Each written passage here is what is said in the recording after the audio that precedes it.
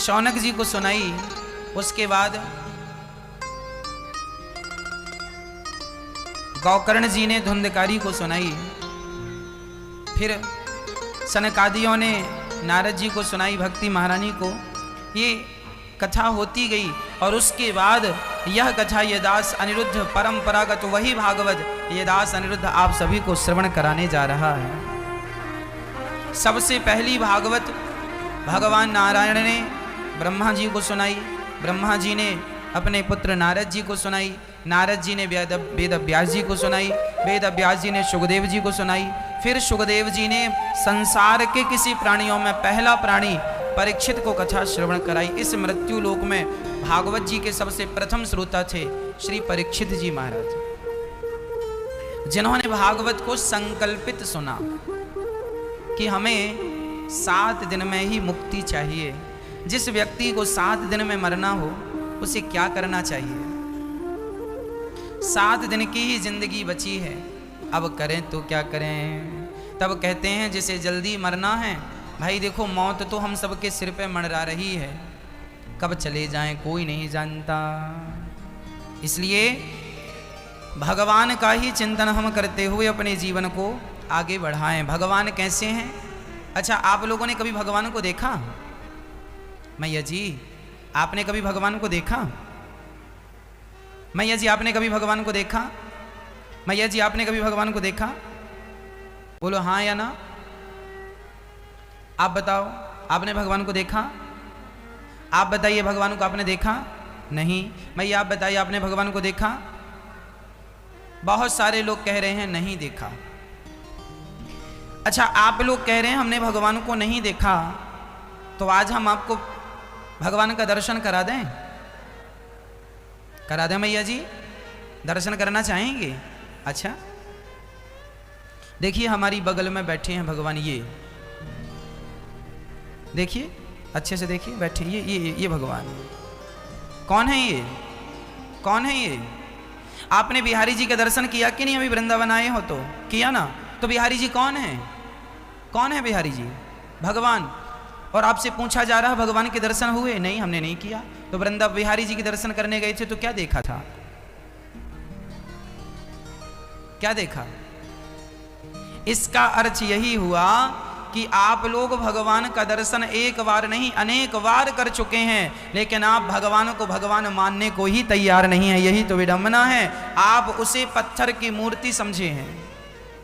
और याद रखना मेरी माँ, बिहारी जी कोई पत्थर की मूर्ति नहीं है, जगन्नाथ जी कोई लकड़ी के भगवान नहीं है, ये हमारे साक्षात भगवान है।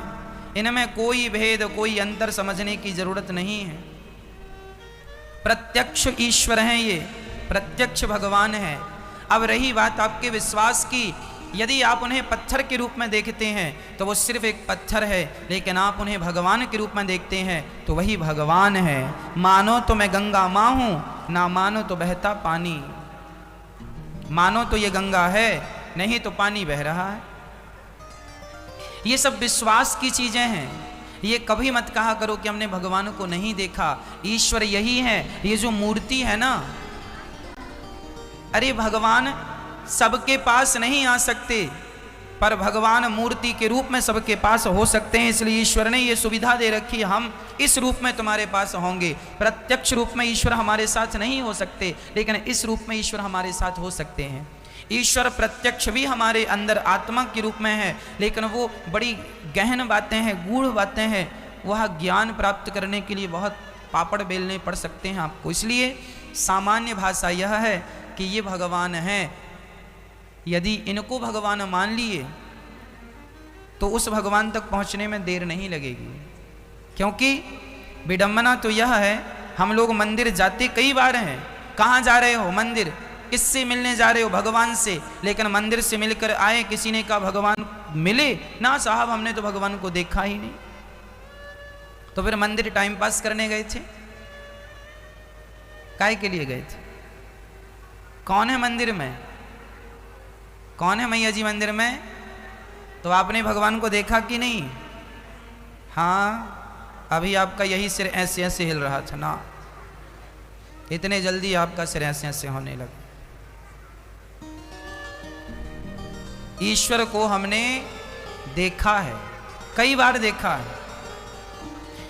कई बार भगवान आपकी मदद करने भी आए हैं, कई बार भगवान आपको रास्ता बताने भी आए हैं, लेकिन क्या करें, हमारी ये आंखें जो है ना पहचानती ही नहीं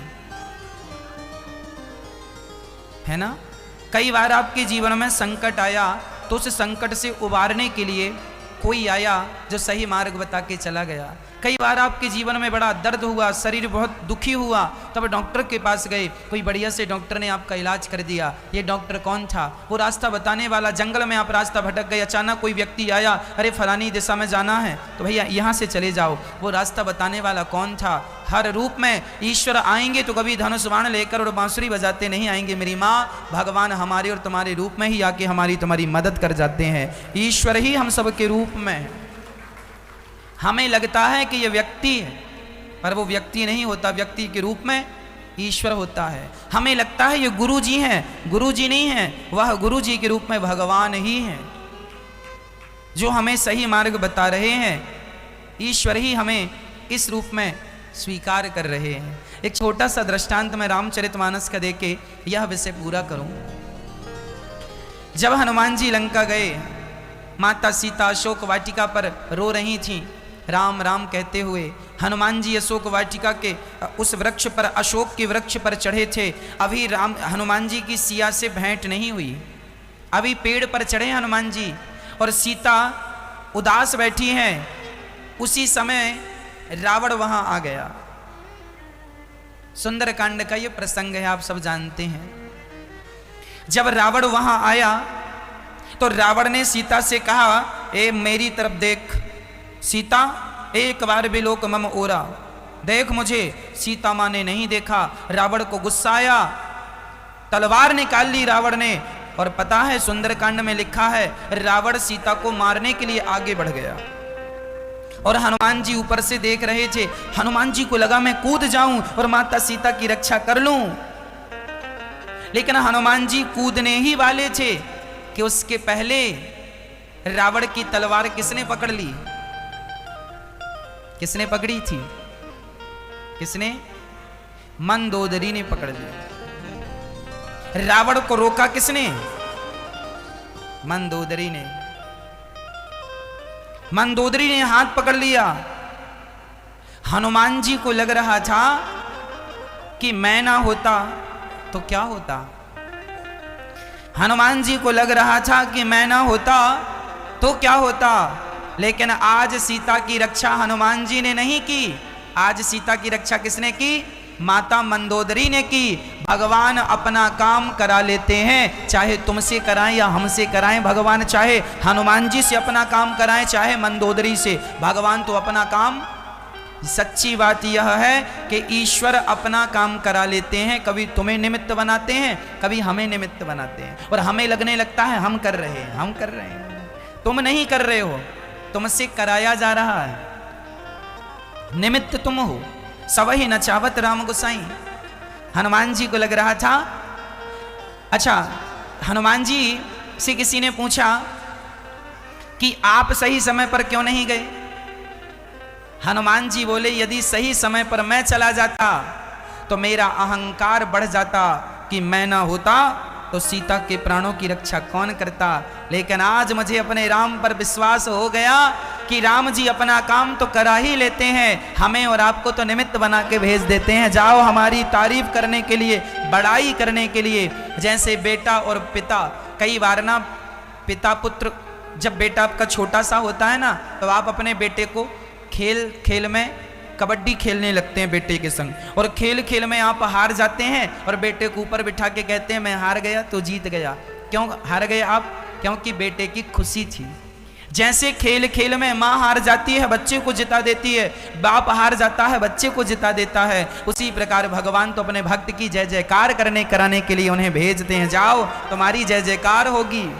करना कराना उन्हीं को है, पर वो किसी को भेज के उनकी भी जय जयकार करवा देते हैं। अब सोचो ना, ये तो पहला वाक्य था कि सीता की रक्षा मंदोदरी के द्वारा हो गई, पहला। अब दूसरा सुनना। हनुमान जी लंका गए थे, तो लंका जलाने का प्रोग्राम बना के नहीं गए थे। तब वहां पर विभीषण की बेटी जिसका नाम है त्रिजटा, त्रिजटा ने सीता जी से कहा, सीता आज मैंने एक सपना देखा है। अच्छा क्या सपना? सपने बानर लंका जारी, जातु धान सेना सब मार। आज मैंने एक सपना देखा है। अच्छा क्या सपना है? आज मैंने सपने में देखा कि एक बंदर ने सारी लंका को जला दिया। हनुमान जी सुन रहे हैं अशोक वृक्ष से, अरे मेरा तो कोई प्रोग्राम नहीं है लंका जलाने का, शायद राम जी त्रिजटा से कहला रहे हैं हनुमान जी गए हो तो लगे हाथ फूक के ही आना। तो राम जी अपना काम किस किस से करा रहे हैं? राम जी ने अपना काम केवल हनुमान जी से नहीं कराया, राम जी ने अपना काम मंदोदरी से भी करवाया, त्रिजटा से भी करवाया, और तो ठीक अभी मैं सुनाऊंगा, राम जी ने अपना काम रावण से भी करवाया। कहां? वो भी सुनाता हूं, सुनो। अब हनुमान जी का प्रोग्राम सेट हो गया कि लंका भी जलाना है, क्योंकि ये कह रही है कि सपने में मैंने देखा है। तो हनुमान जी बोली अब चलो सपने में देखा, लगता है ये राम जी की आज्ञा है, तो आए हैं तो लगे हाथ निपटाते चले। हनुमान जी आगे गए। जब मेघनाथ हनुमान जी को पकड़कर रावण के सामने ले गया, तब रावण ने क्या किया? हनुमान जी को आज्ञा दी, अपने सैनिकों को आज्ञा दी, ऐ सैनिकों ये बंदर को मार दो। हनुमान जी बोले अब तो हम गए। तभी राम जी ने विभीषण खड़े हो गए वहां लंका में। ए विभीषण, नीति विरोध न मारे दूता। रावण से विभीषण जी कह रहे हैं, सुनो रावण, नीति कहती है कि दुश्मन के दूत को कभी मारना नहीं चाहिए, इसे मारो मत। कपि के ममता पूंछ पर, एक काम करो से कोई और दंड दे दो। देखो रावण हनुमान जी को मारने अपने सैनिकों को भेजा, तब राम जी ने विभीषण के मुंह से क्या कहवा दिया कि मारो मत कोई और। ये किसकी माया थी? ये कौन रच रहा है लीला? ये लंका में हनुमान जी की रक्षा हो रही है, कौन कर रहा है? राम जी कर रहे हैं। विभीषण ने कह दिया मत मारो, चलिए। अब हनुमान जी अपनी पूंछ को देखने लगे, चूमने लगे, चाटने लगे। रावण को लगता है बंदरों की ममता पूंछ पर होती है, इसलिए रावण ने आज्ञा दी, है भाई एक काम करो, इसकी पूंछ में जरा घी डालो, कपड़ा बांधो और जरा आग लगा दो। अब हनुमान जी समझ गए, वाह प्रभु सारी व्यवस्था तो आपने ही कर दी, अब मैं कहां माचिस ढूंढता फिरता, मैं कहां कपड़ा और तेल ढूंढता फिरता। आपने अपना काम तो रावण के हाथ ही करा दिया। रावण कह रहा है इसकी पूंछ में आग लगाओ, जब तू आग लगाएगा तो फिर हम भी देखेंगे। तो राम जी ने अपना काम रावण से भी करवा लिया कि नहीं? पहले ही घोषणा हो गई थी कि लंका जलाना है। अब लंका जलाना तो था, पर लंका जलाने की कोई सामग्री नहीं थी ना, कैसे लंका में आग लगाए? आग तो होनी चाहिए। तो रावण ने आग की व्यवस्था करवाई कि नहीं? करवाई ना।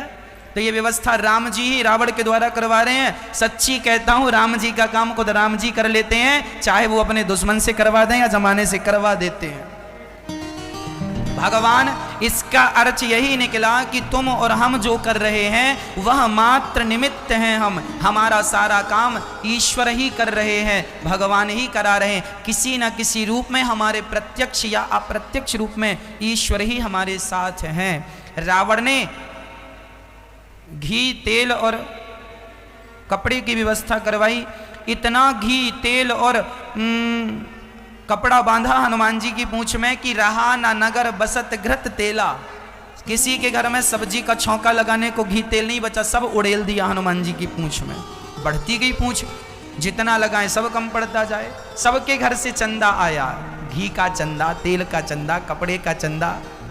जब चंदा सबके घर से आया और आग लगी तो हनुमान जी ने कहा चलो प्रसाद भी सबके घर पहुंचाएं। तो उन्हीं के घर में आग लगी। हनुमान जी ने उन्हीं का घर जलाया जिनके घर से चंदा आया था। चंदा दिए हो तो प्रसाद लो। सबके घरों में आग लगाई। उलट पलट लंका सब जारी, कूद परा पुनि सिंधु मझारी। हनुमान जी सारा काम भगवान। अच्छा, किसी ने हनुमान जी से कहा कि हनुमान जी ये बताओ आप जब लंका गए तो आप तो इतना बड़ा समुद्र लांघ कर चले गए, इतना बड़ा समुद्र लांघ कर चले गए, आप तो बड़े पराक्रमी हैं। हनुमान जी बोले हमारी तारीफ ना करो, मैं लंका समुद्र लांघ कर नहीं गया। फिर कैसे गए? मैं तो जहाज में बैठ के गया था। कौन सा जहाज? जाते वक्त राम जी ने हनुमान जी को क्या दिया था? बताओ, क्या दिया था हनुमान जी ने? क्या दी थी? मैं आप बताओ। हाँ, अंगूठी दी थी। उस अंगूठी में क्या लिखा था? क्या लिखा था? राम नाम अंकित, राम नाम चकित चितव मुंदरी पहचानी। उस अंगूठी में राम नाम लिखा था। हनुमान जी जब समुद्र को पार करके गए तो हनुमान जी ने अपने बल से समुद्र को पार नहीं किया। गोस्वामी जी लिख रहे हैं, प्रभु मुद्रिका मेली मुख माही, जलधि लांघ गए अचरज नाही। जिस नाम के बल पर हनुमान जी समुद्र को छलांग लगा के लांघ गए, हनुमान जी जब लांघ गए तो लांघ नहीं गए, वो राम नाम की जो मुद्रिका थी वही जहाज बन गई और हनुमान जी उसके बल पर पार हो गए। देखने में लगता है हनुमान जी लांघ गए, लेकिन ना, हनुमान जी लांघे तो उस राम नाम के बल पर लांघे। अच्छा चलो, जाते समय तो हनुमान जी को अंगूठी मिल गई, जहाज में चले गए, पर आते वक्त तो कूद के ही आए कि नहीं? आते वक्त क्या मिला? सीता जी ने आते वक्त क्या दिया था हनुमान जी को? क्या दिया था?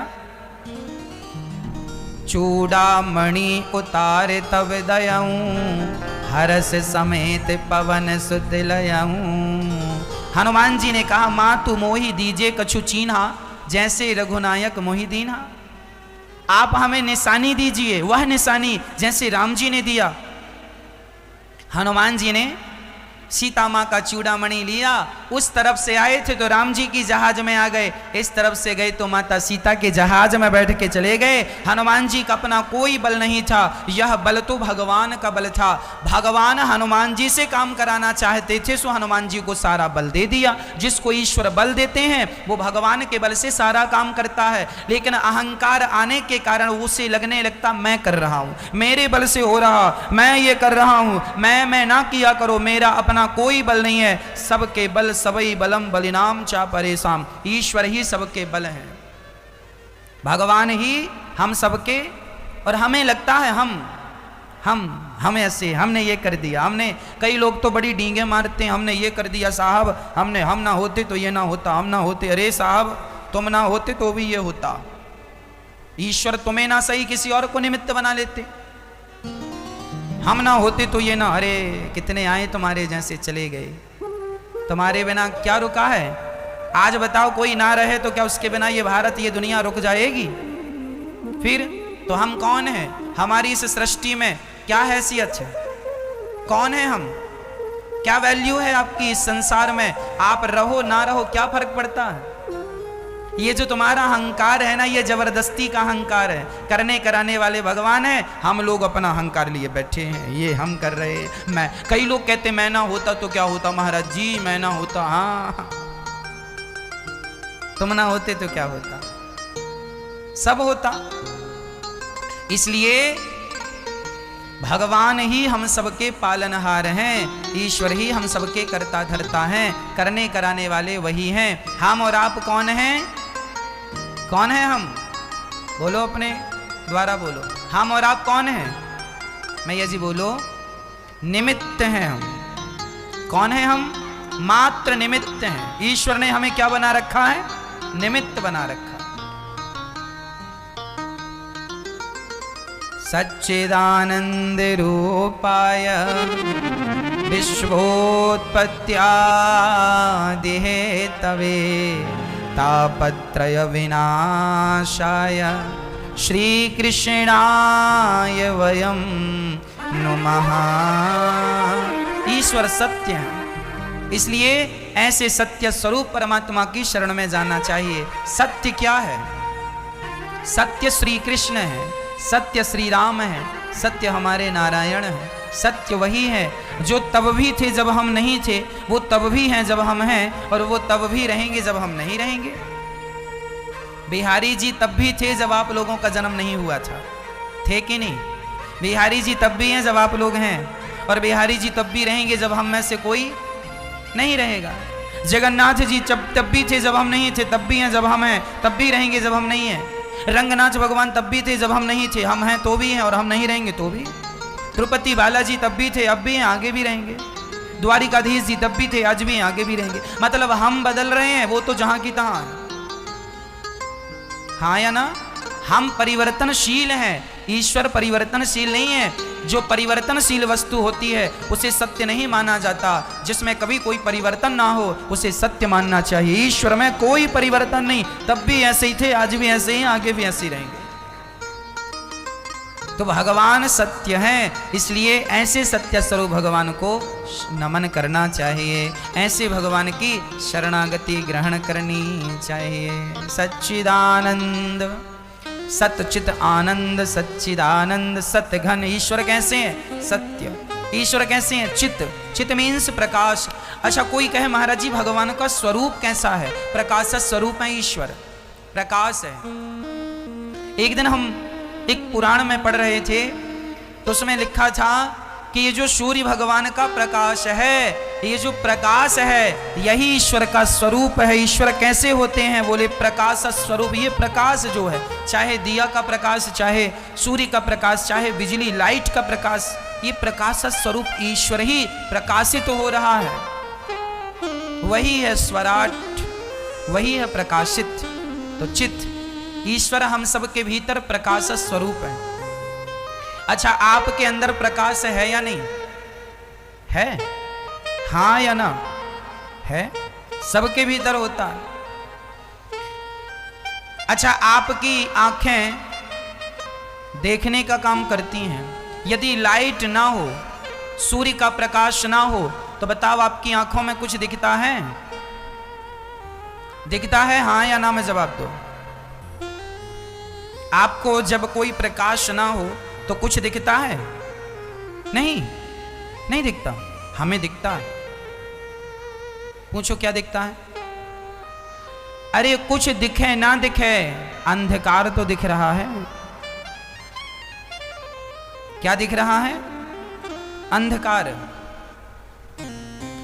इसका अर्थ है हमें वस्तु नजर ना आए, पर रात्रि को अंधकार ही सही पर दिखाई तो पड़ता है। चलो इससे आगे की बात करते हैं। आप लोग जरा अपनी आंख बंद करो और आंख बंद करके अपनी नाक को स्पर्श करो।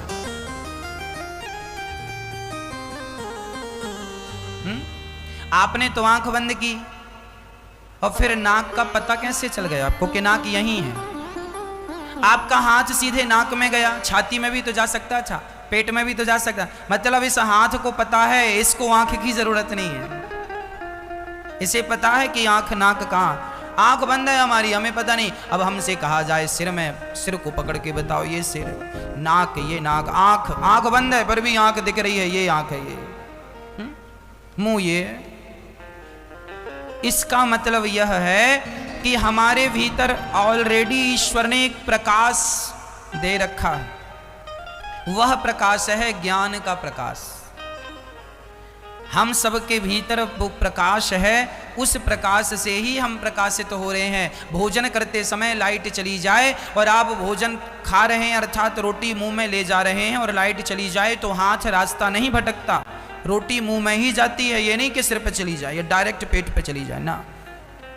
इसका अर्थ है कि आपको रास्ता बताने वाला कोई है। कौन है वो जो आपको रास्ता बताता है? आपको रास्ता बताने वाला आपका अपना विवेक है। आपके भीतर ईश्वर है। ईश्वर ना होते, वो आत्मा ना होती, वो प्रकाश ना होता, वो एनर्जी ना होती तो फिर आपके अंदर ये ज्ञान कैसे होता कि आंख यहाँ है, कान यहाँ है, नाक यहाँ है। मच्छर यदि हाथ में बैठा है तो दूसरा हाथ वहीं जाएगा। ये नहीं कि यहाँ मच्छर बैठा है, दर्द यहाँ हो रहा और हाथ यहाँ चला जाए ना। कोई तो है ये ज्ञान आपके अंदर देने वाला, सही गलत का रास्ता बताने वाला। इस रूप में ईश्वर ही भीतर बैठे हैं भैया। ये जो तुम्हारे अंदर सही गलत का बोध है, यह बोध कराने वाला ईश्वर है। परमात्मा ही हमारी आत्मा, इसलिए वह कैसा है? चित्त प्रकाश स्वरूप। और भगवान का तीसरा नाम है आनंद। ईश्वर आनंद स्वरूप है। इसलिए जब भी आपको आनंद आए, समझ लेना ईश्वर आ रहे हैं। आप लोगों को आनंद आता है किस चीज में? खाने में, सोने में, संसार के तुच्छ से भोगों में। किसी को किसी में आनंद है, किसी को किसी में सुख है। सबका अपना अपना सुख है। लेकिन ये याद रखो कि संसार का कोई भी सुख आप ले लो, वह सुख क्षणिक सुख है, थोड़ी देर का है। ज्यादा देर नहीं चलता वो सुख, बहुत थोड़ी देर के लिए ही होता। रसगुल्ला तब तक ही सुख देते हैं जब तक पेट में भूख हो। पेट भर जाए फिर रसगुल्ला खाओ, सुख नहीं मिलेगा आपको। अरे भाई बस करो बस, अरे एक और खाओ ना साहब, अब खाएंगे तो जितने अंदर सब बाहर आ जाएंगे, अब नहीं। इसका मतलब रसगुल्ले में भी सुख। रबड़ी कितनी खाओगे? जब तक भूख है तब तक अच्छी लगती है, पेट भरा रबड़ी भी अच्छी नहीं लगती। संसार का कोई भी सुख उठा के देखो, थोड़ी देर का, क्षणिक है।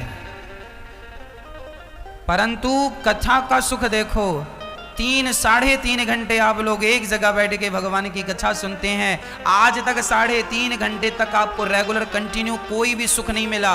केवल कथा का ही सुख ऐसा है जो 3.5 घंटे एक जाई मिलता। नॉन स्टॉप सुख मिल रहा है आपको, आनंद मिल रहा, सुख मिल रहा है। यह जो सुख है, यह संसार में ढूंढ लो, कहीं मिलने वाला नहीं। क्यों नहीं मिलता? है ही नहीं। अब जो है ही नहीं, आप उसे ढूंढ रहे हैं। इसलिए सुख कहाँ है? भगवान के चिंतन में, भगवान की कथा में, भगवान के कीर्तन में। इसलिए अपने आप को भगवान से जोड़ दोगे तो सुख मिलता रहेगा। नहीं संसार में तो देखो सिवाय दुख के, दुखालयम, संसार का नाम है दुखालय। जो व्यक्ति संसार से सुख चाहता है वह व्यक्ति मूर्खता ही कर रहा है, इससे ज्यादा कुछ नहीं। जो है नहीं वो क्या मिलेगा? हाँ, है ही नहीं। तो भगवान आनंद के सागर हैं। एक गुरुजी से एक चेले ने कहा, गुरुजी हमें भगवान से मिलाओ। गुरुजी बोले कल आ जाना सवेरे 10 बजे। चेला बढ़िया तैयार होके आया, गुरुजी मिलाओ भगवान से। गुरुजी ने कहा ये झोला पैक किया है मैंने, चल। चेले ने झोला सिर पे रखा, चल पड़ा। चलते चलते 1 किलोमीटर चला, 2 किलोमीटर चला, 3 किलोमीटर चला, थक गया। गुरुजी अभी और कितना चलना है? गुरुजी ने कहा बेटा ये जो पहाड़ दिख रहा है ना आगे, ये पहाड़ के उस तरफ चलना है, पूरा पहाड़ चढ़ना है फिर उतरना। अब वो बोला गुरुजी आपके झोले में क्या भरा है? मैं चल तो सकता हूं पर ये झोले का वजन बड़ा कष्ट दे रहा है, थका देता है ना। गुरुजी क्या है इसमें? गुरुजी ने कहा बेटा कोई काम की चीजें नहीं भरी, सब फिजूल भर रखा हमने, सारा कचरा भर रखा है। अरे गुरुजी तो कचरा ढोने की जरूरत क्या है? तो गुरुजी ने कहा तू क्या चाहता है? गुरुजी इसमें जो भरा है यदि मतलब का ना हो तो मैं इसे फेंक दूं। गुरुजी ने कहा तेरी मर्जी, तू लेके चल रहा है, तुझे फेंकना है फेंक दे, और लेके चलना है तो लेके चल। ना गुरुजी मैं थक गया हूं, अब लेके चला नहीं जाएगा। वो पूरा सामान जो व्यर्थ का भरा था उसने पूरा सामान फेंक दिया, और जब फेंका तो अंगड़ाई लेता हुआ बोला गुरुजी आनंद आ गया। गुरुजी बोले बेटा मिल गए भगवान, चल वापस। अरे गुरुजी कहां भगवान? गुरुजी ने कहा अभी तुझे क्या आया? आनंद आया। तो इसके पहले आनंद क्यों नहीं आया? बोले मेरे सिर पर यह झोला रखा था व्यर्थ का, इसलिए आनंद नहीं आया। जब मैंने इसे फेंका अपने आप आनंद आ गया। आपके जीवन में भी जब तक आपके सिर पे परिवार की जिम्मेदारियों का बोझ होता है तब तक आपके जीवन में आनंद नहीं होता। इसलिए सारी जिम्मेदारियों को उठा के भगवान के चरणों में डाल दो, फिर देखो उसी दिन से आनंद ही आनंद होगा। आप लोग भी आनंदित नहीं रहते, आप लोग भी सुखी नहीं रहते। कारण क्या है? कारण सिर्फ इतना है कि आप लोग जबरदस्ती बोझा सिर पे लिए चल रहे हैं। आपने बोझा लिया है कि नहीं? काहे का बोझा? जिम्मेदारियों का बोझा। जैसे गधा ढोता रहता है ना, ऐसे हम लोग ढोते रहते हैं। अच्छा, आप लोगों के कंधे में बोझा है कि नहीं? इसलिए बोझा अपने कंधे में ना रखो। फिर कहां रखे महाराज? सब कुछ उठा के भगवान के चरणों में रख दो। जब भगवान के चरणों में रख दोगे तो फिर भगवान अपनी जिम्मेदारी से चलाएंगे। तुम जबरदस्ती क्यों अपने सिर पे रखे हो? भगवान तो एक उंगली से गोवर्धन को उठा लेते हैं। यदि पहाड़ को उठा सकते हैं तो क्या तुम्हारी छोटी सी जिम्मेदारी का पहाड़ भगवान नहीं उठा सकते? भगवान कहते हैं तुम दो अपना परिवार हमें, अर्थात तुम सब टेंशन हमें दे दो और तुम निश्चिंत हो जाओ। निश्चिंत होके अपना व्यापार करो, अपना बिजनेस करो, अपना कारोबार करो, परिवार का पालन करो।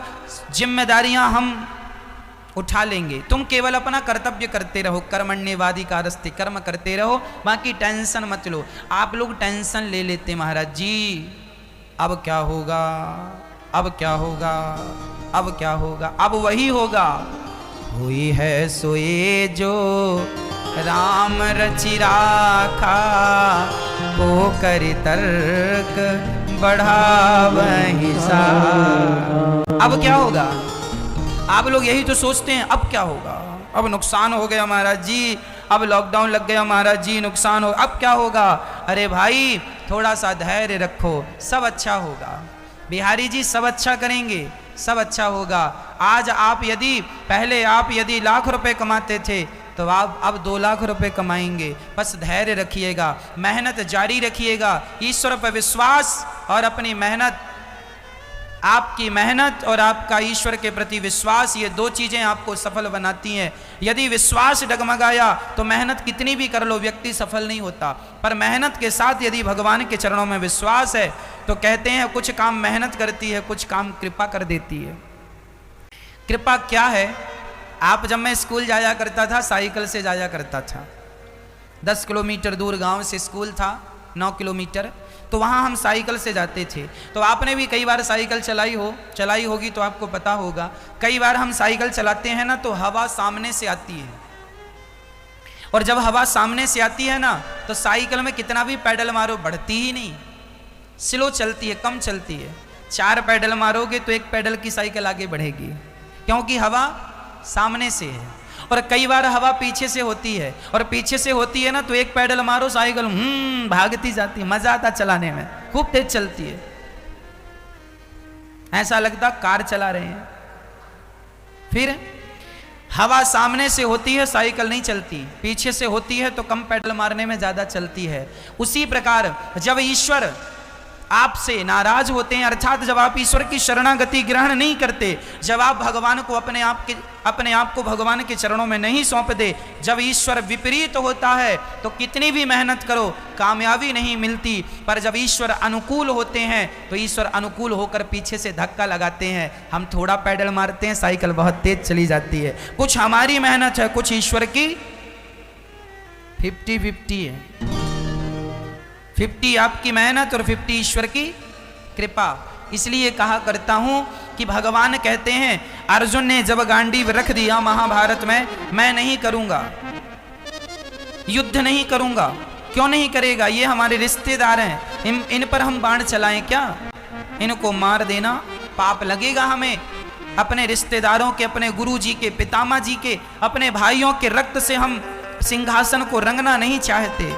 भगवान ने कहा पागलों की तरह बातें ना किया, पागलों की तरह बातें ना करो अर्जुन। फिर क्या सही बात है? तब भगवान ने कहा तू रणभूमि में खड़ा है और तू क्षत्रिय है, और क्षत्रिय का कर्म होता है युद्ध करना। युद्ध कर, ये मत देख के तेरे रिश्तेदार हैं, तेरा बाण चलाना ही तेरा धर्म है। युद्ध क्षत्रिय का धर्म है, युद्ध करना। चला अपना बाण, और ये ना सोच के इन्हें तू मारेगा, तू नहीं भी मारेगा तो भी इनकी मौत आ गई है, ये मरेंगे इसी समय। तू ना सही, भगवान तो भगवान है, अभी तुझे निमित्त बना रहे हैं, तू ना सही किसी और को निमित्त बना देंगे। इसलिए तुम अपना कर्म करो, ईश्वर अपना काम करेंगे। अर्जुन ने सिर्फ बाण चलाए थे भक्तों, और जो बाण अर्जुन ने चलाए ना वो तो आगे जाके गिर जाते थे।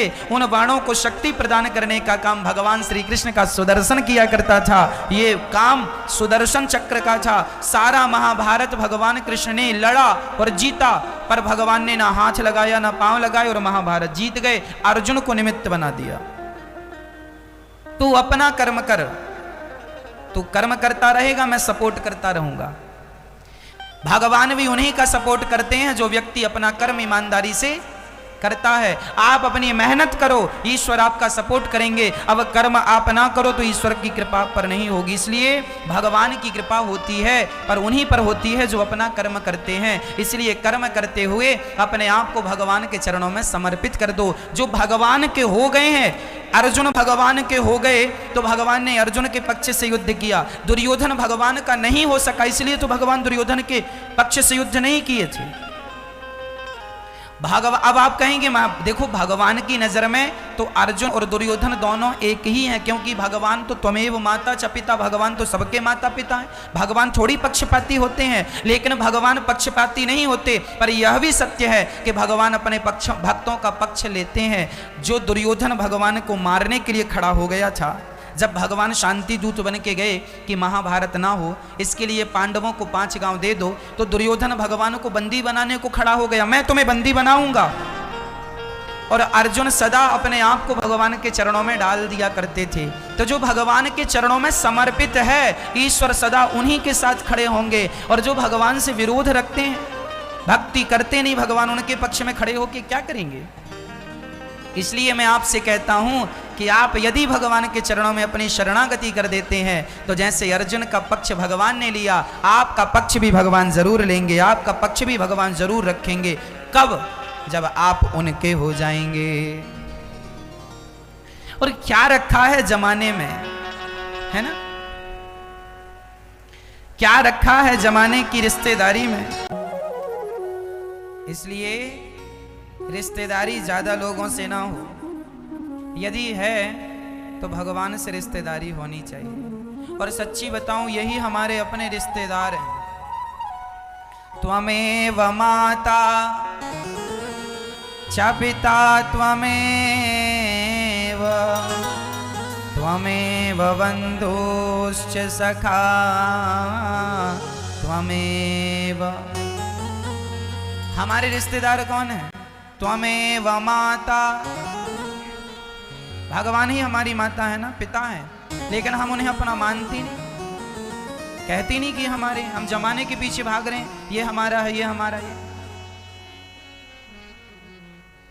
पड़ोसी रोने लगा, पूछा भाई क्या हुआ? बोले हमारे मामा के भांजे के बुआ के नाती के विवाह में हमें नहीं बुलाया, इसलिए रो रहे हैं। कुछ लोग इतने दूर की रिश्तेदारियां रखते हैं।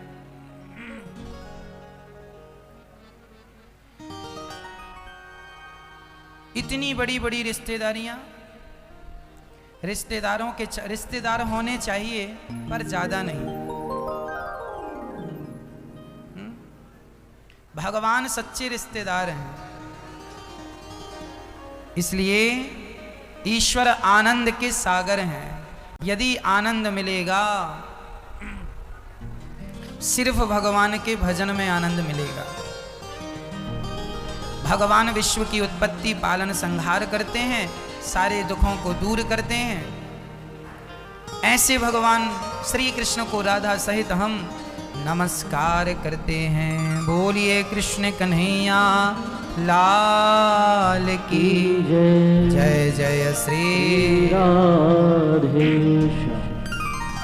यम प्रव्रजन्त मनुपेतमपेत कृत्यम द्वैपायनो विरह कातरया जुहाव। पुत्रेति तन्मयतया तर्वोऽभिनेदुस् तं सर्वभूत हृदयं मुनिमान तोस्मि। सुखदेव भगवान का जन्म हुआ और जन्म लेते ही सुखदेव जी जाने लगे। अच्छा, वैराग्य कब ले लेना चाहिए? संसार की ममता कब हटा देनी चाहिए? सुखदेव भगवान जी कहते हैं जन्म लेते ही संसार की ममता हटा दो। ये ममता हमें केवल कष्ट देती है, ये ममता केवल हमें दुख देती है। ये संसार की ममता शुरू में बहुत अच्छी लगती है। आपको कभी खुजली हुई कि नहीं? खुजली को खुजलाने में बड़ा अच्छा लगता है। हुई होगी तो अनुभव होगा, हुई नहीं तो क्या। वैसे सबको कभी ना कभी हो जाती है, जानते सब हैं। खुजली को खुजलाने में बड़ा सुख मिलता है, खुजलाने में अच्छा लग रहा, लेकिन अभी इसके बाद जो जलन होगी वो ज़्यादा दर्दनाक होती है। हाँ या ना? खुजलाने में आओ तो लगता खुजलाते ही जाओ, बड़ा मजा आ रहा है, सुख मिल रहा है, लेकिन उसके बाद जो जलन होती है ना, दर्दनाक होती है। उसी प्रकार ये संसार में रिश्तेदारी बनाने में बड़ा सुख मिलता है, निभाने में भी बड़ा सुख मिलता है, खाने पीने मौज मस्ती में बड़ा सुख मिलता है, लेकिन ये जो सुख है ना, ये खुजली की तरह भी बड़ा सुख मिल रहा है। इसके बाद अभी जलन भी होगी, कष्ट भी मिलेगा, लेकिन हम लोग ना उस कष्ट को देखते ही नहीं हैं। हमें तो सुख में ही माया ने उलझा रखा है, इसलिए ये भगवान की माया है। देखो, आप लोगों को मैं एक बात पते की कह दूं, आप लोग उलझा ना करो संसार में। बेटा बेटी नाती पोता परिवार के बीच में रहना बुरा नहीं है, सबके बीच में रहो, पर सबके बीच में रह करके इन सबसे मन को हटा के रखो। मन भगवान के लिए रखना, मन इनमें लग जाएगा तो ये तो क्या है, क्या करेंगे? तुम हॉस्पिटल में जाओगे तो ये भोजन लेके पहुंच जाएंगे, दवाई का बिल दे देंगे, इलाज करा देंगे। दर्द तो तुम्हें होगा और भोगना तुम्हें पड़ेगा। हमारे दर्द को हम ही भोगते हैं। जमाने के लोग इलाज करा सकते हैं, पैसे की मदद कर सकते हैं, भोजन पानी की मदद कर सकते हैं, पर जो दर्द है वो तो हमें ही भोगना पड़ेगा। मैया, हो गई बात? अच्छा, थोड़ी और पंचायत कर लो।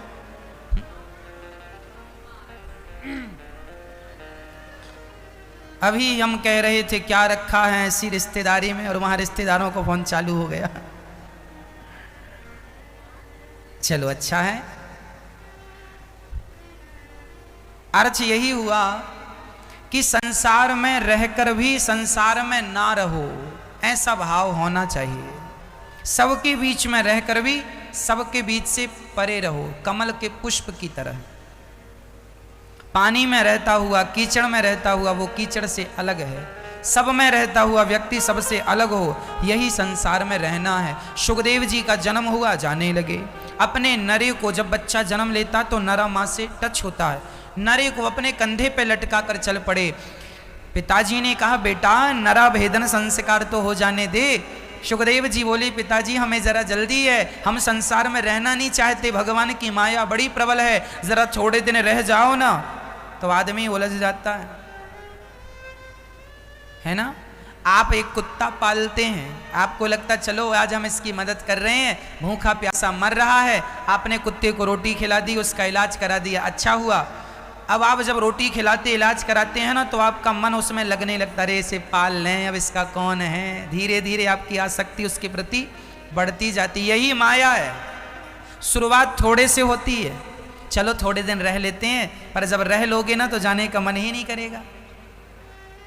चलो, एक सज्जन बोले महाराज जी हम तो बस विवाह करेंगे, विवाह करके विवाह की जिम्मेदारी पूरी करके भजन करेंगे। अच्छा, कर लिया विवाह, दांत वांत गिर गए, दाढ़ी पक गई, सिर हिलने लगा यूं यूं बुढ़ापे में, अभी तक नहीं निकल रहा है, और कह रहा था हम तुरंत निकल जाएंगे। बेटे हो गए, बेटों के बेटे हो गए, अभी उसके बेटे के बेटे की तैयारी है, और ये अभी तक कह के आए थे जल्दी निकल जाएंगे अभी तक फंसे पड़े हैं। एक बार आदमी उलझ जाए तो फिर उलझता ही चला जाता है। ये भगवान की माया मकड़ी के जाल जैसी है, जो एक बार फंसता। इसलिए कहता हूँ आप लोग समझदार हैं, जो फंसे हैं उन्हें फंसे रहने दीजिए। आप तो सबके बीच में रहिए, आप शादी करिए, विवाह करिए, आपका बेटा है, बेटी है, सबके बीच में रहिए, सबकी जिम्मेदारियां निभाते हुए भगवान को ना भूलिए, बस इतना याद रखिए। वह एक कृष्ण याद है तो सब बढ़िया, और वो भूल गया और सब याद हैं तो सबको याद करके भी हम करेंगे क्या? ये सब हमारे काम के नहीं है, ये सब यहीं तक के संगी साथी हैं, यहाँ से आगे के संगी साथी भगवान हैं, इसलिए उनसे नाता जोड़ो, इनसे ये मतलब के लोग नहीं हैं। इसलिए सुखदेव भगवान का जन्म हुआ, जन्म लेते निकल गए, पिताजी रोक रहे हैं, पुत्रे तन्मयतया, रुको बेटा रुको, ना नहीं रुकेंगे, कहाँ जा रहे हो? सन्यास। जंगल में चले गए। तब कुछ वृक्षों ने सुखदेव व्यास जी से कहा, वाह आप पुत्र मोह में इतने आ सकते हैं, हमारे बच्चे फलों को तो लोग ले जाते हैं, पर आप अपने पुत्र के मोह में इतने आसक्त हो गए, छोड़ने को तैयार नहीं है। सुखदेव भगवान अपने पिता की आसक्ति देखकर उन्होंने एक दृष्टांत दे दिया, पिताजी एक बात कह दें आपसे? हाँ हाँ बेटा कहो। सुनो, एक रानी थी, वो रानी रोज किसी ना किसी पुरुष को अपने पास बुलाती थी, क्योंकि वो रानी चरित्र की अच्छी नहीं थी, रोज किसी पुरुष को बुलाती थी। एक दिन रानी ने अपने सेनापति को इशारा किया, सेनापति वहां था, रानी ने कहा आओ। सेनापति ने देखा रानी जो है बुला रही होंगी कोई काम के लिए, गए सेनापति, जी महारानी जी बैठो, बिठाया। अब रानी तो अपना भाव प्रकट करने लगी सेनापति से। अब सेनापति उस रानी के सामने कुछ कह ना पाया, तभी दासी ने संकेत दिया, महारानी जी राजा साहब आपके कक्ष में आ रहे हैं। अब तो सेनापति घबराया, रानी भी घबराई कि मेरे कमरे में ये सेनापति है, अभी अभी राजा हम दोनों को मृत्यु दंड देंगे या देश निकाला देंगे। तो रानी डर गई और रानी ने डर के कारण सेनापति को पीछे के दरवाजे से भगाया, चलो यहाँ से जाओ। कहाँ से? पीछे के दरवाजे। अच्छा वो पीछे का दरवाजा जाके ऐसी जगह, अच्छा पुराने ज़माने में ना राजा महाराजाओं के कुछ गुप्त द्वार हुआ करते थे, जिन द्वारों से आप जाएं तो वो 2-4 किलोमीटर दूर खुलते थे, अंदर ही अंदर वो गुप्त द्वार से पठाया। अच्छा वो व्यक्ति जहाँ जाके निकला वहाँ पर मलमूत्र का गड्ढा था, दलदल, सारे शहर का गंदा जल वहाँ इकट्ठा होता था, दलदल था। वो वहाँ से दरवाजे से निकला, बहुत दिनों से दरवाज़ा बंद था, दलदल इकट्ठा हो गया। जैसे ही बाहर गया उस दरवाजे में, वह दलदल में सेनापति फंस गया, पूरी रात फंसा रहा साहब, गर्दन तक, जितना वो प्रयास करे निकलने का उतना फंसता जाए, यहाँ गर्दन तक डूब गया, मलमूत्र उसके मुंह में जाने लगा, गंदगी जाने लगी। जैसे तैसे सवेरा हुआ, सवेरे उसने बहुत कोशिश की, मेहनत की, कुछ वृक्षों की जटाएं पकड़ पकड़ के खींच खींच के उसने अपने आप को बाहर किया और नहा धो करके फिर ड्यूटी में तैनात हो गया। सेनापति था, अब किससे बताया कि मैं रात भर कहाँ रहा। अच्छा फिर वो ड्यूटी पर वहीं खड़ा हुआ, तो दूसरे दिन फिर रानी ने उसे कहा आओ, कल आए थे पर कल तुम बीच में ही भाग गए, आज आओ। अब रानी फिर बुला रही है आओ। अब बताओ सेनापति जी जाएं कि ना जाएं? कल गए थे, रात कहाँ गुजारनी पड़ी? मलमूत्र के गड्ढे में। सेनापति जी ने वहीं से रानी जी को इशारा किया, ना कल आए थे, रात कहाँ गुजारनी पड़ी वहां, आज बस उठक बिठक लगा रहे, आज ना बुलाओ। सुखदेव भगवान ने व्यास जी को ये कथा सुनाई। व्यास जी ने कहा इसका तात्पर्य क्या हुआ? तब सुखदेव भगवान ने इसका अर्थ किया, सुनिए पिताजी, जैसे वह सेनापति एक रात मलमूत्र के गड्ढे में रहा तो उसकी अकल ठिकाने लग गई, अब वह दोबारा उस गड्ढे में जाने की कोशिश नहीं करेगा, अब वह ऐसी गलती नहीं करेगा कि फिर उसे रात गड्ढे में गुजारनी पड़े। पिताजी वो सेनापति एक रात गड्ढे में गुजारा तो उसकी अकल ठिकाने लग गई और वो सुधर गया, लेकिन हम ऐसे लोग हैं कि 9-9 महीने उस गड्ढे में गुजार के आते हैं लेकिन हम सुधरने का नाम नहीं लेते। वो गड्ढा क्या है? माँ का गर्भ। माँ के गर्भ में कौन से मखमल के गद्दे बिछे हैं? कौन सी व्यवस्था है? एसी लगी है? अरे माँ के गर्भ में आदमी उल्टा लटकता है और आप हम सब उल्टे लटके थे माँ के पेट में। माँ के पेट में क्या है? मल और मूत्र भरा पड़ा। कई बार डॉक्टर कहता बच्चे के पेट में पानी चला गया। पानी क्या है? मूत्र चला जाता है, मल चला जाता, गंदगी चली जाती है। हम सब उस गर्भ में 9 माह गुजार के जैसे तैसे आए। इतना कष्ट भगवान से प्रार्थना की, प्रभु बाहर करो इस गर्भ से। भगवान ने कहा मैंने कितनी बार बाहर किया, तो फिर अंदर आ जाता है। कर्म ही ऐसे करता है। सुखदेव जी बोले मैं 12 वर्ष मां के गर्भ में रहा हूं, अब उस गर्भ में आना नहीं चाहता, इसलिए जा रहा हूं भजन करने के लिए। वो स्त्री बुला रही थी, रानी आओ। ये रानी कौन है? ये माया है। हम लोग जन्म लेते हैं, जरा होश आता है, संभलते हैं, तो हमें संसार का सुख अपनी ओर खींचता है, आओ हमारी तरफ। पत्नी अपनी ओर खींचती है, बेटा अपनी तरफ खींचता। बेटे का मोह, बेटे की मोह ममता, पत्नी की मोह ममता, पति की मोह ममता, पैसों की मोह ममता, काम धाम की मोह ममता, पद प्रतिष्ठा की मोह ममता, ये सब रानी वही रानी है जो बुलाती आओ आओ आओ, और हम चले जाते हैं और फिर उसी गड्ढे में चले जाते हैं। उस गड्ढे में जाने के लिए फिर मजबूर हो जाते हैं। कौन सा गड्ढा? मां के गर्भ का गड्ढा। यही वो गड्ढा है जहां व्यक्ति 9 माह रहता है, बड़ा कष्ट पाता है, फिर भी ऐसे कर्म करता है। इसलिए कहता हूं आप ऐसे कर्म ना करो कि उस गड्ढे में जाना पड़े। ये जन्म और मृत्यु का पहिया चल रहा है। ये मौत, जन्म, मृत्यु, पुनरपि जननम पुनरपि मरणम पुनरपि जननी जठरे शयनम। यदि इस जन्म और मृत्यु के चक्र से बचना है, मां के गर्भ से बचना चाहते हो, तो भगवान की शरण में चले जाओ। भगवान तुम्हें सदा सदा के लिए जन्म और मृत्यु के कुचक्र से बचा लेंगे। अच्छा, कबीरदास जी कह रहे हैं, चलते चक्की देख कर दिया कबीरा रोए, 2 पाटन के बीच में साबुत बचा न को। ये चलती चक्की क्या है?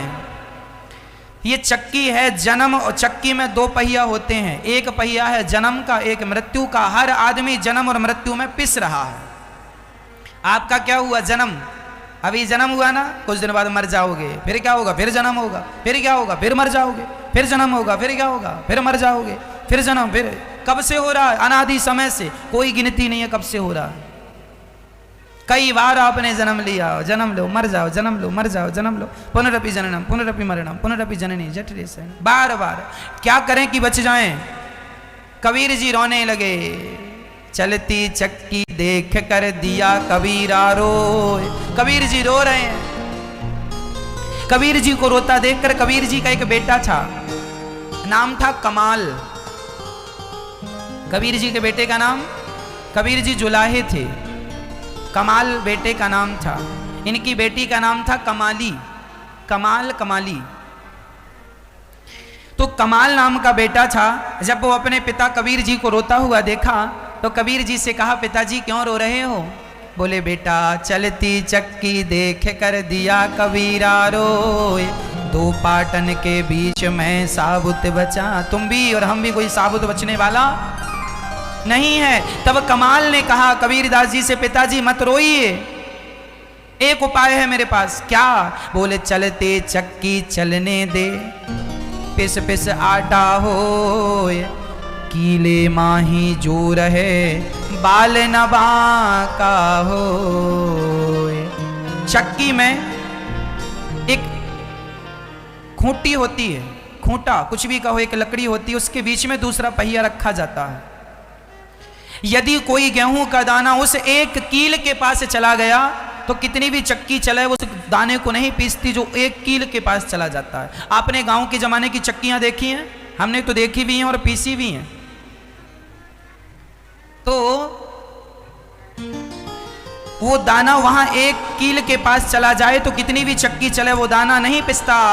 तो कमाल कहता है, पिताजी जो एक भगवान की शरण में चला जाता है वह जन्म और मृत्यु के चक्र से पिसने से बच जाता है। इसलिए उस एक परमात्मा की शरणागति समझदारी से ग्रहण कर लो, यही आपकी और हमारी समझदारी है। नहीं तो ये जो अवसर आज मिला है मनुष्य का शरीर, अब कब मिलेगा इसकी कोई गारंटी नहीं।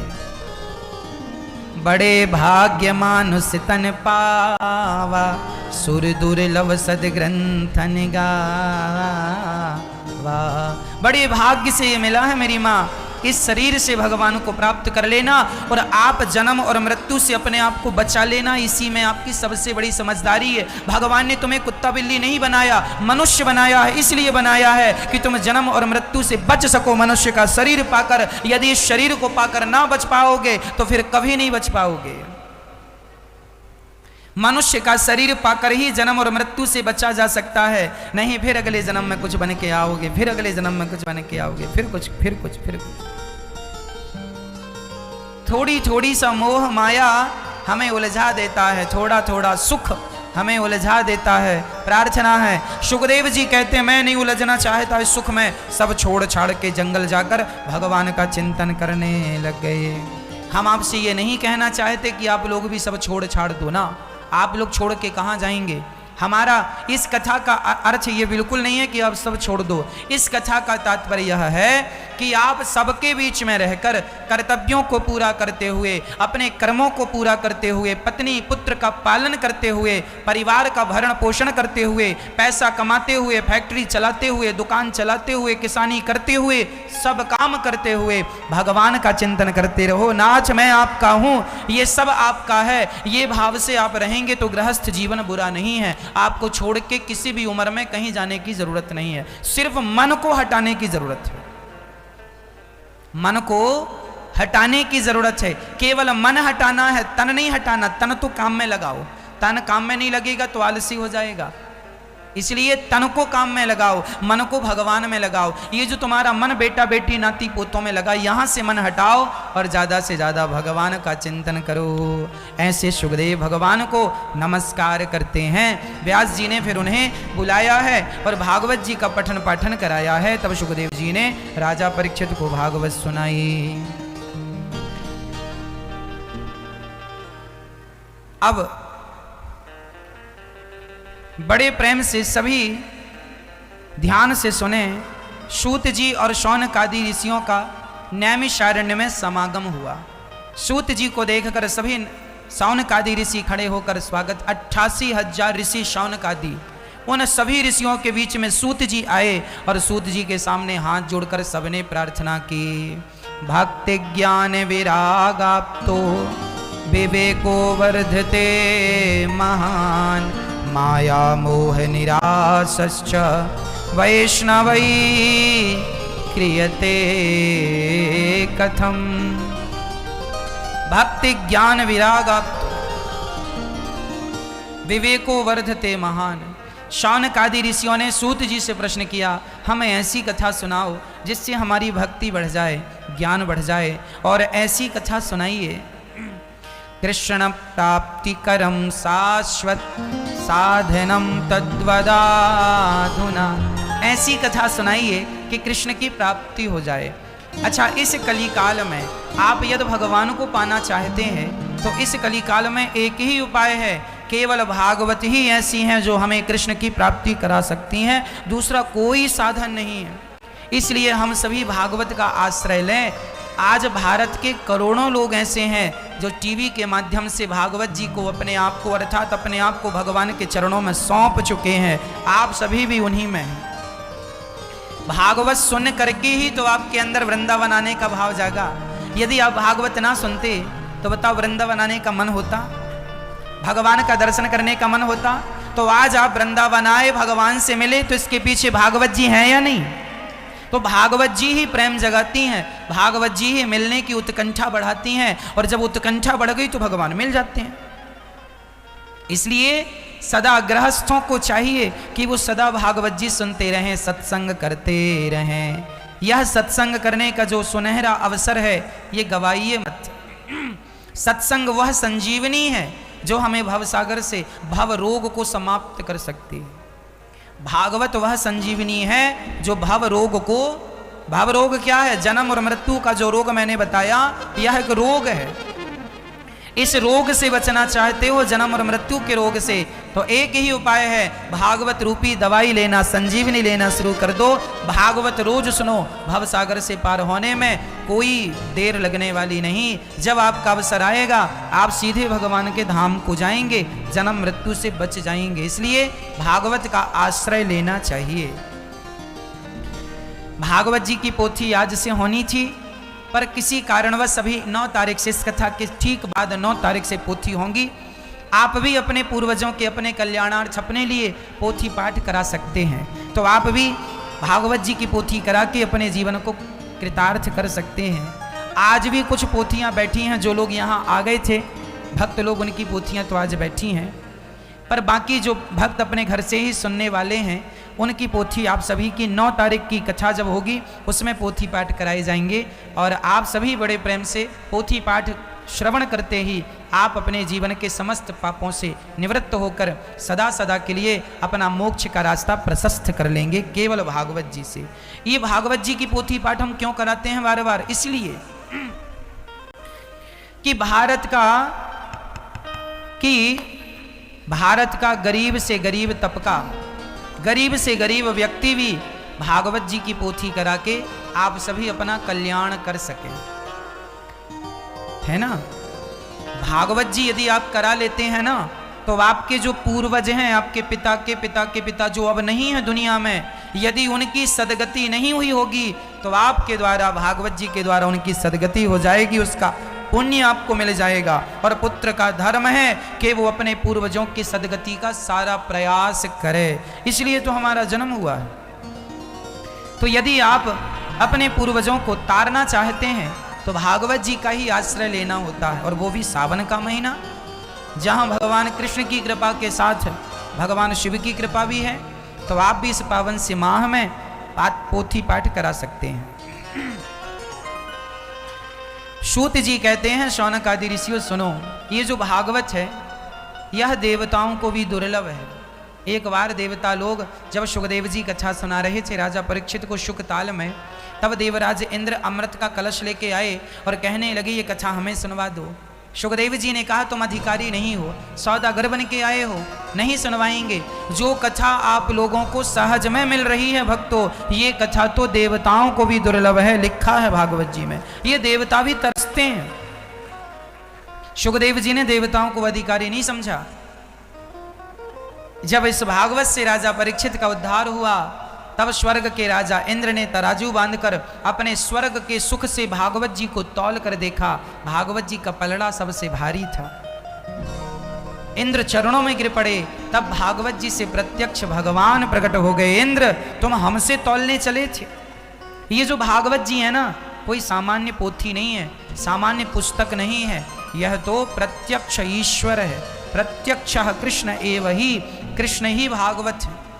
जब भगवान इस धरती से जाने लगे तो भक्तों ने कहा हम कैसे आपका दर्शन करेंगे? तब भगवान बोले हम जा नहीं रहे, हम इस कलयुग में भागवत बन करके प्रकट हो जाएंगे, हम भागवत में समा जाएंगे, जहां जहां भागवत होगी वहां वहां प्रकट होकर अपने भक्तों का दुख दूर करते रहेंगे। ये भागवत प्रत्यक्ष श्री कृष्ण है और कोई नहीं है, इसलिए इसका आश्रय हमें लेना चाहिए। एक बार भागवत जी नारद जी ने भी सुनी। नारद जी संपूर्ण विश्व का भ्रमण करके आए। पुष्करम चा प्रयागम चा काशीं गोदावरीं तथा हरिक्षेत्रम कुरुक्षेत्रम श्रीरंगम सेतुबंधनम। नारद जी बोले मैं समस्त तीर्थों में गया पर मुझे कहीं शांति नहीं मिली। शांति के लिए मैं गृहस्थों के घर गया, यहां भी शांति नहीं। गृहस्थों के घर तू मैं चल रही है, पति पत्नी का झगड़ा, सास बहू का झगड़ा, देवरानी जेठानी। नारद जी बोले शांति, ना तो तीर्थों में शांति रह गई, ना तो गृहस्थों में शांति रह गई। शांति है आपके जीवन में? हाँ, शांति नहीं है, झगड़ा है। क्यों झगड़ा है? क्योंकि आपको बोलना ज्यादा है। झगड़ा समाप्त हो सकता है, एक उपाय है। जो व्यक्ति जो बोल, सास जो बोल रही है, जेठानी जो बोल रही है, पति जो बोल रहा, बोलने दो, आप कुछ ना बोलो, आप कुछ ना बोलो। यदि आपके बोलने से झगड़ा शांत हो जाए तो बोल लो, पर ऐसा होता नहीं है। बोलने से झगड़ा और बढ़ जाता है। जब आपको इतना पता है कि बढ़ता है तो थोड़ी देर साइलेंट क्यों नहीं रह लेते? इतने सारे व्रत करते हो आप लोग मैया जी, सोमवार का, बुधवार का, गुरुवार का, एकादशी का, फलाना ये वो। इन व्रतों में एक व्रत कम कर लो और मौन व्रत चालू कर दो। कौन सा व्रत? मौन। ज्यादा बोलने से काम बिगड़ जाता है।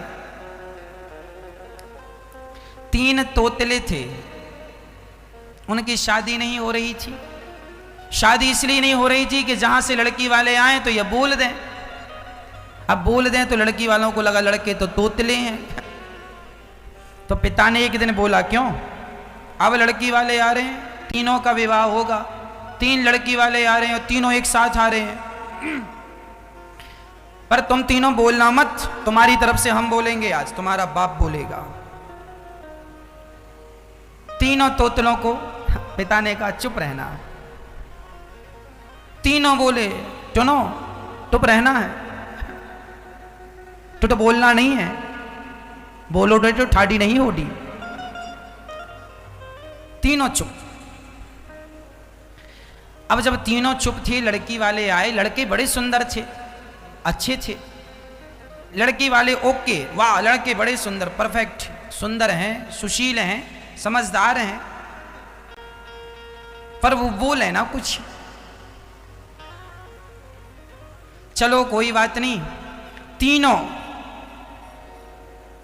तीनों भोजन करने बैठे।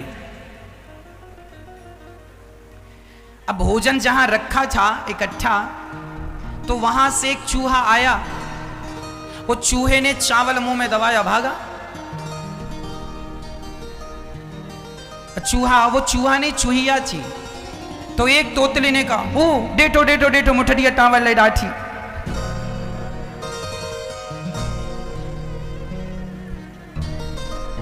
दूसरे ने कहा, नारे डाडा टाटे।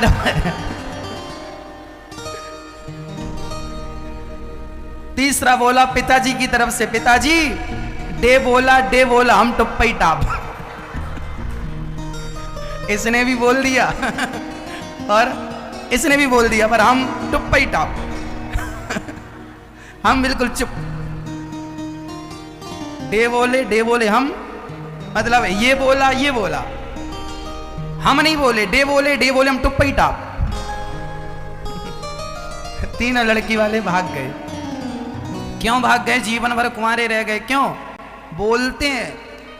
इसलिए आपसे कहा करता हूं, बोला ना करो।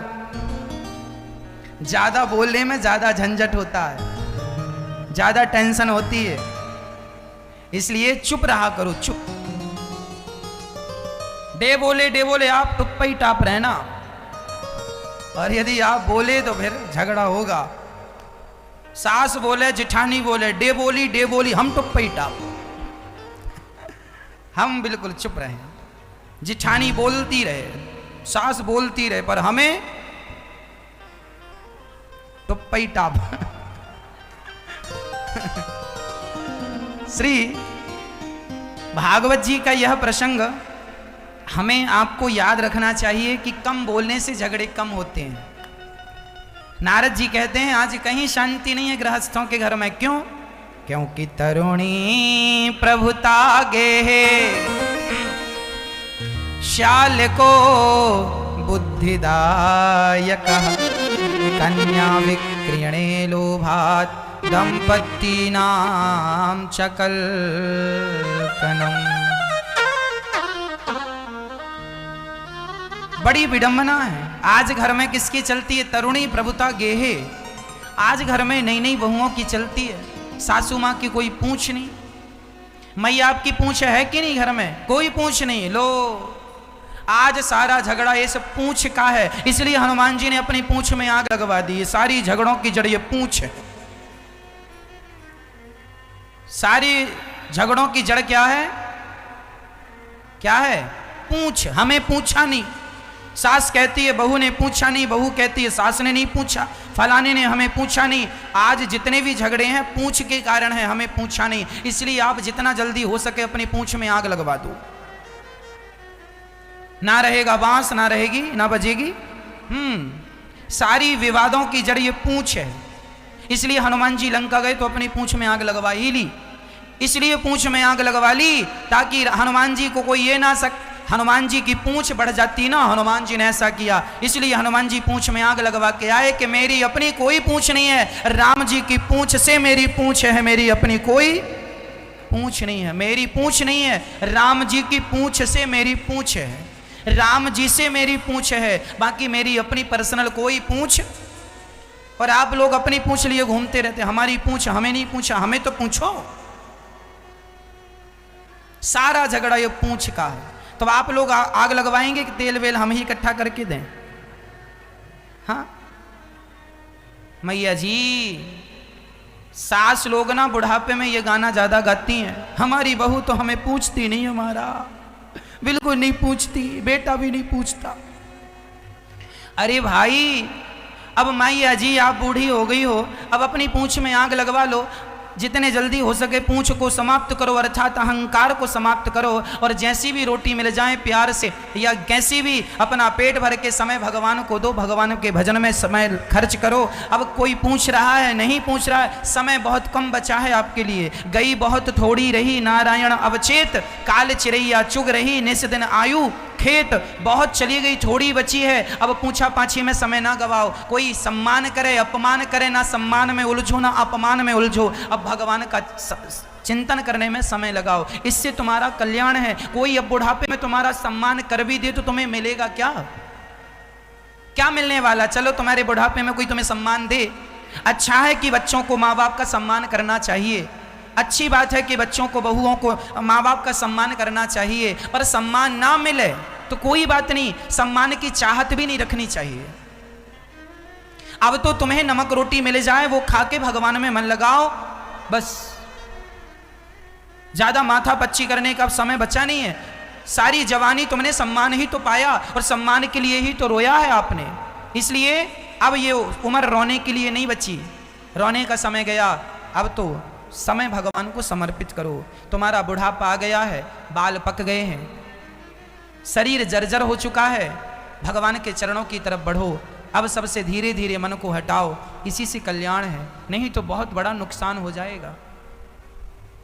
आप जो खो रहे हैं ना मैया, आपको पता नहीं कि आप क्या खो रहे हैं। बताइए इस दुनिया में सबसे कीमती क्या है? बताओ, इस सृष्टि में सबसे कीमती क्या है? आप सब बताओ, क्या है? क्या है सबसे कीमती?